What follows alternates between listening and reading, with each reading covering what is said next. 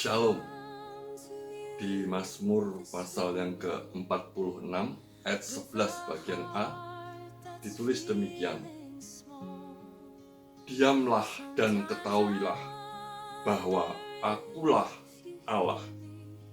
Ini adalah perkataan Tuhan bagi umatnya dan juga bagi setiap kita orang percaya hari ini. Kita ini sekarang hidup di dunia yang sangat berisik. Ya, setiap hari kita selalu disibukkan dengan adanya berbagai notifikasi yang masuk ke gadget kita. Kita disibukkan oleh tuntutan hidup di mana segalanya berjalan inginnya serba cepat, serba keras, serba segalanya untuk kita segera dapatkan. Pikiran kita juga selalu tidak pernah berhenti sejenak, karena kita selalu diperhadapkan dengan fenomena-fenomena yang terjadi di sekitar kita. Kita disibukkan dengan berbagai informasi yang banjir masuk ke dalam pikiran kita, baik lewat medsos, lewat berbagai berita, media, dan lain sebagainya. Bahkan tidak sedikit kadang hoax-hoax, berita-berita bohong yang masuk dalam pikiran kita. Dan itu membuat kita tidak nyaman, tidak tenang, tidak bisa sumeleh karena melihat hal-hal yang selalu cenderung negatif.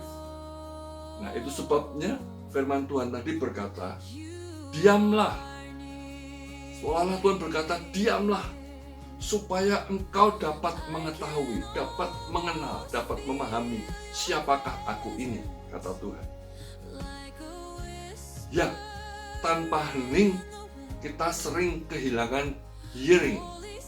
Ya, kalau kita tidak berdiam, kita tidak bisa mendengar apa yang menjadi kehendak, maunya isi hati Tuhan.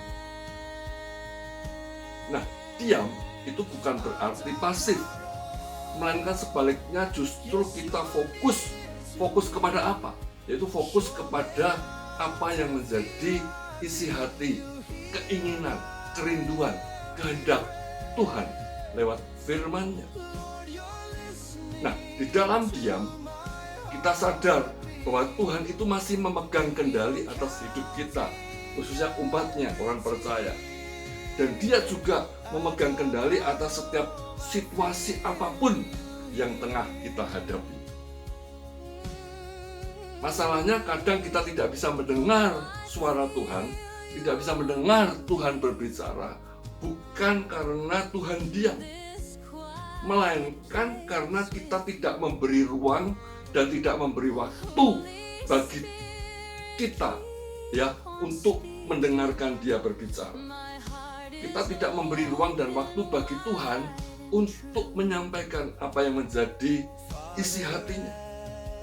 Nah, mari hari ini kita ubah hati kita. Bagaimana kita mengubah hati kita? Ya, istilah saya mengatakan saya pakai dengan istilah, mari kita ubah hati kita ke mode silent, mode diam. Dan biarkan atau izinkan Tuhan berbicara kepada kita lewat firman-Nya. Contoh di Alkitab ada yang bagus sekali dan jelas, yaitu tentang Maria, saudari Marta dan Lazarus. Saat Yesus datang ke rumah keluarga ini, Marta begitu sibuk untuk melayani Tuhan. Sebaliknya Maria, adiknya, dia hanya duduk di bawah atau dekat kaki Tuhan Yesus dan mendengarkan Tuhan Yesus berbicara.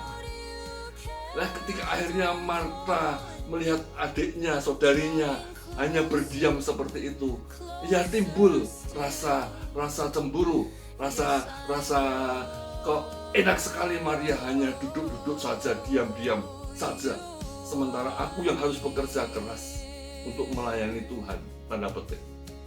Dan di situ Yesus akhirnya menegur Marta dengan berkata, Marta, Marta, ya, engkau khawatir dan menyusahkan dirimu dengan banyak perkara, tetapi hanya satu saja yang perlu. Maria telah memilih bagian yang terbaik yang tidak akan diambil daripadanya. Bagian terbaik apa yang sudah diambil Maria? Yaitu duduk di bawah atau dekat kaki Yesus untuk terus-menerus mendengarkan perkataan Yesus. contoh Maria ini adalah sosok pribadi orang percaya yang senantiasa dia menyediakan hatinya untuk diubah di mode silent bagi Tuhannya. Nah, marilah sebagai orang percaya di hari-hari yang semakin sibuk ini, kita sediakan waktu, sediakan ruang untuk senantiasa Tuhan berbicara kepada kita lewat firman atau perkataannya. Bagaimana caranya? Nah, kita bisa mulai dengan latihan sederhana. Sediakan waktu setiap hari, ya 5 menit saja di pagi hari untuk bersaat hening, untuk bersaat teduh, untuk berdiam diri di hadapan Tuhan sambil kita merenungkan firman-Nya. Taruh HP, gadget kita atau segala hal yang bisa mengganggu kita jauh-jauh dari kita saat kita berdiam diri di hadapan Tuhan, saat kita melakukan saat teduh, supaya kita tidak terganggu oleh apapun termasuk kesibukan. Dan kemudian ambillah jeda sejenak, ya barang 10-30 detik sebelum kita merespons dengan hati yang murni, hati yang terbuka, dan pikiran yang jernih terhadap apa yang Tuhan sampaikan, apa yang Tuhan nyatakan kepada kita lewat firman yang kita renungkan di pagi hari.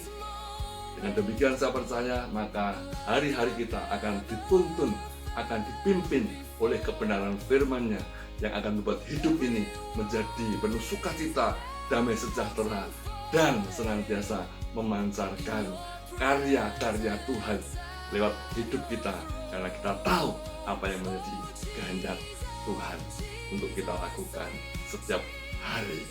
Kiranya renungan ini bisa menolong kita, orang-orang percaya, untuk menyediakan waktu hening, waktu berdiam diri, waktu saat teduh setiap hari di hadapan Tuhan.